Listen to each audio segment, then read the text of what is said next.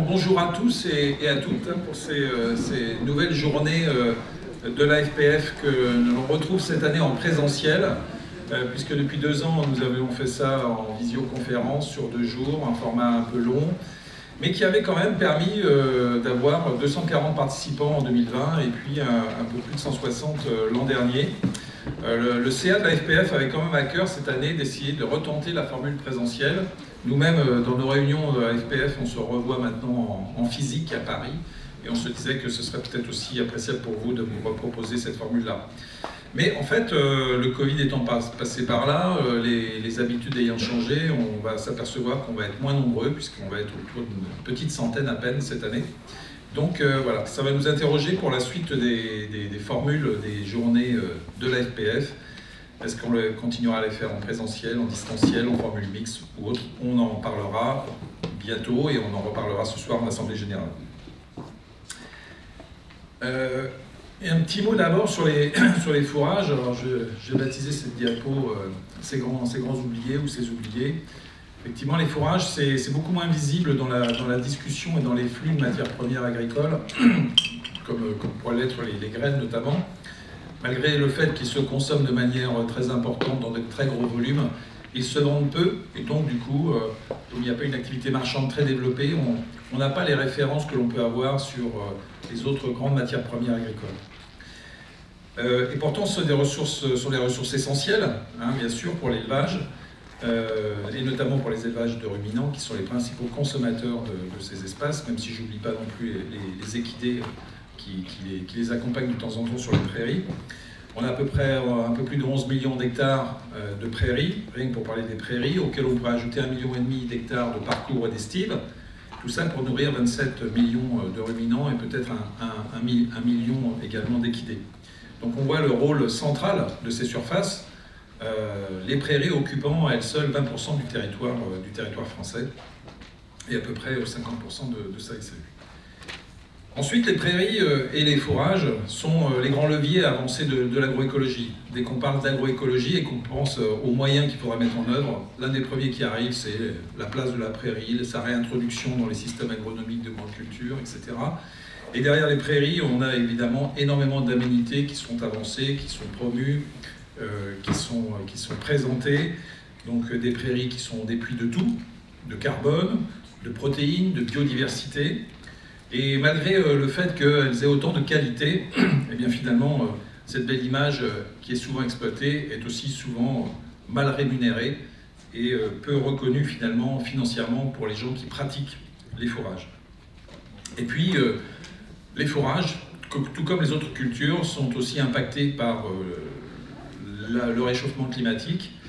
Et elles en sont un peu la cause, puisqu'elles nourrissent des ruminants qui produisent du méthane, vous le savez. Mais elles sont aussi des voies de solution à travers cette capacité à stocker le carbone et puis aussi peut-être à travers leur pouvoir albédo qui limite également le réchauffement climatique, notamment sur ces surfaces. Alors, au milieu de tout ça, dans ce portrait à la fois favorable et puis critique sur la vision qu'on peut avoir des fourrages, l'AFPF, ça sert à quoi? Ça sert justement à ce qu'on se regroupe pour défendre ces espaces et ces surfaces. L'AFPF, ça sert à échanger et à provoquer des rencontres. C'est le cas dans ces journées, c'est le cas aussi à travers les biennales et les conseillers fourragers. Et puis on peut se voir aussi dans d'autres manifestations. Notre rôle, c'est d'abord de partager nos connaissances et d'échanger et de les transférer, de les diffuser autour, toutes ces connaissances qui sont construites autour des fourrages et qu'il faut bien à un moment partager et transmettre à travers notamment des informations scientifiques, parce que c'est un peu ça le rôle aussi de la FPF, c'est de donner un cadre un peu scientifique et rigoureux à une partie de cette connaissance. On participe aussi à des projets depuis quelques années. La FPF prend place dans des projets et des études, des projets de recherche multipartenariaux, souvent dans une dimension de diffusion et de transfert, ce qui est notre rôle, hein, ce partage de connaissances et de savoir. Et puis nous produisons aussi un certain nombre de choses. Bien sûr, il y a la revue Fourrage que vous connaissez, mais aussi des synthèses et des guides techniques qui sont le fruit de notre collégialité et notre regroupement de compétences. Et puis, il ne faut pas oublier que la FPF aussi, dans ses membres fondateurs, avait le CNIS, qui s'appelle maintenant SEMAE, et qui était aussi là pour porter le progrès génétique et faire en sorte que cette dimension de génétique fourragère ne soit pas oubliée dans nos travaux. La FPF en 2022, c'est 76 adhérents, en fin d'année en tout cas, 2021. On a un site web que vous connaissez, j'espère que vous le connaissez tous et que vous le pratiquez régulièrement, avec des nombres de pages qui continuent d'être en augmentation, de pages ouvertes qui continuent d'être en augmentation, mais on verra ça plus précisément ce soir dans le cours de l'AG. Nous gérons aussi le label France Prairie, qui continue de se développer, même si en 2021, on a eu un petit tassement, en tout cas une stabilisation des ventes et un arrêt de la progression des ventes de semences labellisées, mais il faut dire que l'année 2021 était peut-être moins propice au renouvellement des prairies, grâce à sa climato ou à sa météo plutôt favorable. Nous gérons aussi nous avons mis en avant depuis l'an dernier des listes recommandées de semences. Et je vous invite à aller les découvrir si vous ne les connaissez pas sur le site de la FPF ou sur le site de Bearbook. Et puis voilà, des productions de livrables dont j'ai déjà fait écho, et aussi la FPF c'est un carrefour de l'information sur la diversité des fourrages et la diversité des prairies. C'est d'ailleurs ce qui nous a amené à changer notre nom l'an dernier pour nous appeler l'Association francophone pour les prairies et les fourrages. Alors demain, je passe à l'an dernier, maintenant je me projette pour demain. On est en phase d'interrogation parce que le Covid est un peu passé par là. Et donc du coup, on est en train de s'interroger sur la pertinence et l'impact de nos produits. C'est le cas avec la revue Fourrage. Voilà. Est-ce qu'on continue dans une formule papier ou est-ce qu'on évolue vers une formule différente? C'est le cas pour les formats de ces journées à FPF. Est-ce qu'on les maintient en présentiel? Est-ce qu'on les mixte? Est-ce qu'on les transforme en webinaire, etc. Toutes ces réflexions vont être mises bientôt sur la table. Et puis, on est un petit monde, hein, on le voit bien. Un petit monde qui peut-être ne s'élargit pas beaucoup, au contraire, qui a peut-être tendance à se réduire. Et donc, pour rester visible et impactant, il faut qu'on s'interroge aussi sur nos cibles et comment toucher et intéresser plus de monde dans notre environnement. Donc, pour tout ça, on va lancer à cet automne une réflexion, on a appelé ça positionnement stratégique, c'est peut-être un peu pompeux, mais en tout cas, il est temps de s'interroger sur notre place et la manière dont on peut être impactant, plus attractif aussi en termes d'adhésion et d'engagement de nos partenaires et de nos collègues. Et pour ça, eh bien, on comptera aussi sur vous, parce que vous êtes force de proposition, vous êtes aussi critique sur ce que l'on fait, et donc ce sera l'occasion de vous mettre dans le débat également et dans la construction de la FPF de demain. Les journées de cette année, bah écoutez, vous en connaissez le titre, hein, puisque vous n'êtes pas venu ici en aveugle, donc ce sera sur la valorisation, l'entretien, l'assurance de la pérennité des prairies, tout ce qui concerne en fait la culture et la culture de la pérennité de ces prairies.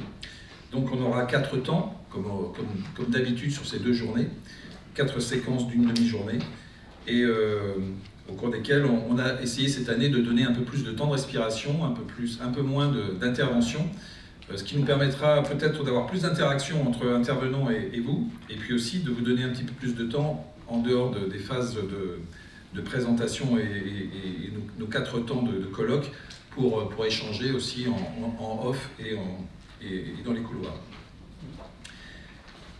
Quelques invitations pour finir, parce qu'il faut que j'accélère pour ne pas perdre trop de temps.